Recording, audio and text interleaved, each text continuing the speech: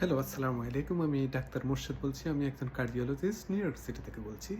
আজকে আপনাদেরকে যে টপিকটা নিয়ে আমি কথা বলব সেটি হচ্ছে যে কীভাবে আপনার শরীরের ক্লান্তি যদি লেগে থাকে সেটি কীভাবে দূর করবেন।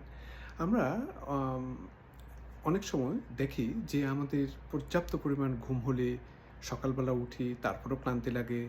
তারপর আমাদের কার্যক্ষমতা এখন ইদানিং এত বেড়ে গিয়েছে আ কাজের চাপে যে এরপরও আমরা যেন হাঁপিয়ে উঠছি। তো কী জন্য ক্লান্তি লাগতে পারে এবং কী করলে আপনার ক্লান্তিটা দূর হবে সেটি নিয়ে আমি আজকে আলাপ করব। তো সাধারণত ক্লান্তি খুবই একটা ভেগ সিম্পটম। এটি আপনার অনেক কারণে হতে পারে। আপনার আয়রন ডেফিসিয়েন্সি অ্যানিমিয়া হলেও হতে পারে এবং অনেক কিছু। কিন্তু আমাদের মূল উদ্দেশ্য আজকে কী জন্য হচ্ছে সেটি না। সেটা হচ্ছে যে কী খেতে পারেন আপনার ক্লান্তি হলে। সর্বপ্রথম আমি বলব, ক্লান্তি যদি হয়ে থাকে আপনাকে অবশ্যই হাইড্রেশন করতে হবে। পর্যাপ্ত পরিমাণ আপনাকে ওয়াটার ইনটেকটা বজায় রাখতে হবে যদি কোনো ধরনের কোনো কন্ট্রাইন্ডিকেশন যদি না থেকে থাকে। এরপরে আমি যেটি বলব সেটি হচ্ছে যে এনার্জি ড্রিংক বা এনার্জি বুস্টার এই ধরনের কিছুর উপর ডিপেন্ড না করে কিছু প্রাকৃতিক উপায়ে যাতে আপনি এই যে এনার্জিটা পেতে পারেন সেদিকে খেয়াল রাখতে হবে। সেটি কীরকম? যেমন আপনি কলা খেতে পারেন।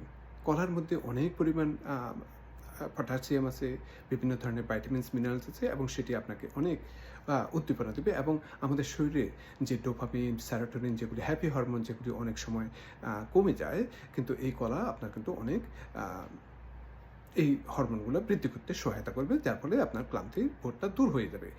নাম্বার 2 হচ্ছে ডার্ক চকলেট। ডার্ক চকলেট কিন্তু আমাদের এটির মধ্যে আপনার যে অ্যান্টিঅক্সিডেন্ট আছে এবং আমাদের হ্যাপি হরমোনগুলোকে নিঃসৃত করার ব্যাপারে অনেক সহায়তা করে থাকে। সুতরাং ডার্ক চকলেট খেতেও ভুলবেন না এবং এই ডার্ক চকলেটটা আপনার 70% এর উপরে হতে হবে। নাম্বার 3 যেটি বলবো সেটি হচ্ছে যে ডিম।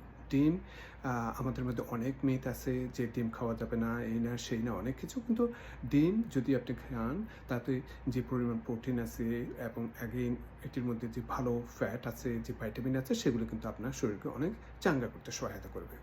তারপর নাম্বার 4 হচ্ছে কাঠবাদাম। কাঠবাদামের মধ্যে অ্যাগেইন অনেক ভাইটামিনস, মিনারেলস আছে এবং কাঠবাদাম খেলেও আপনার শরীরে অনেক এনার্জি পাবেন এবং এটিও আপনি খেয়ে দেখতে পারবেন। তবে অতিরিক্ত বেশি যাতে না খেয়ে থাকে, যাতে কিডনি ডিজিজ না থেকে থাকে সেই দিকে একটু খেয়াল রাখবেন। আজকে এই পর্যন্ত।